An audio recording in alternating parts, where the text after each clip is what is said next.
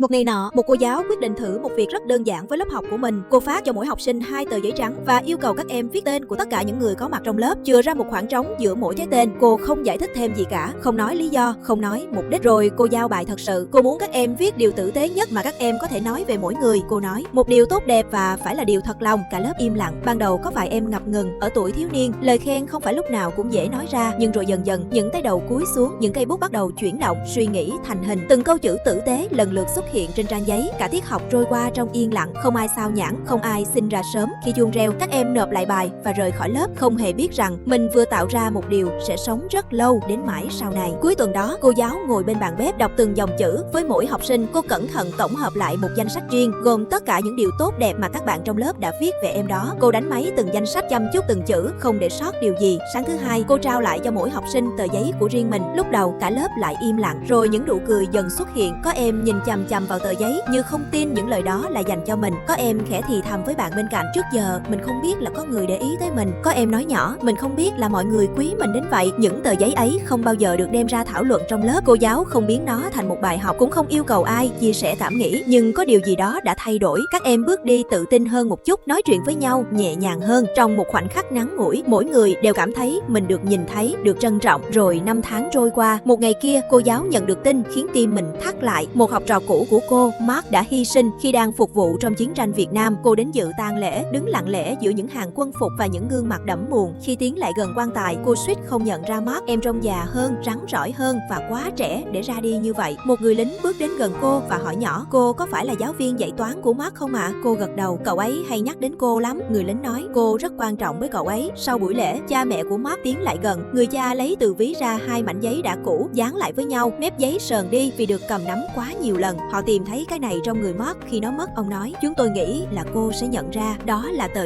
danh sách những lời tử tế mà bạn bè đã viết cho Mark năm nào. Mẹ của Mark cố kìm nước mắt cảm ơn cô. Như cô thấy đấy, nó trân quý tờ giấy này lắm. Rồi những học trò cũ khác lần lượt bước tới, mỗi người theo cách rất riêng nói ra bí mật của mình. Tôi giữ tờ của tôi trong ngăn kéo bàn làm việc. Charlie nói, chồng tôi giữ tờ của anh ấy trong album cưới của chúng tôi. Vợ của Chuck chia sẻ, tờ của tôi nằm trong nhật ký. Marilyn mỉm cười dịu dàng. Rồi Vicky lấy từ trong túi xách ra một mảnh giấy đã nhăn nhúm. Tôi luôn mang nó theo người, đi đâu cũng mang. Lúc đó cô giáo không kìm được nữa, cô ngồi xuống và khóc vì Mark, vì những học trò đã mang theo những lời tử tế ấy suốt cả cuộc đời, và vì những người không có cơ hội được già đi cùng nhau. Và rồi cô hiểu ra, chỉ là một tờ giấy, vài câu nói chân thành, một khoảnh khắc tử tế được trao đi mà không ai biết rằng nó quan trọng đến nhường nào. Chúng ta dành quá nhiều thời gian để chờ đợi, chờ đúng lúc, chờ đủ can đảm, chờ một ngày nào đó, nhưng ngày đó không phải lúc nào cũng đến.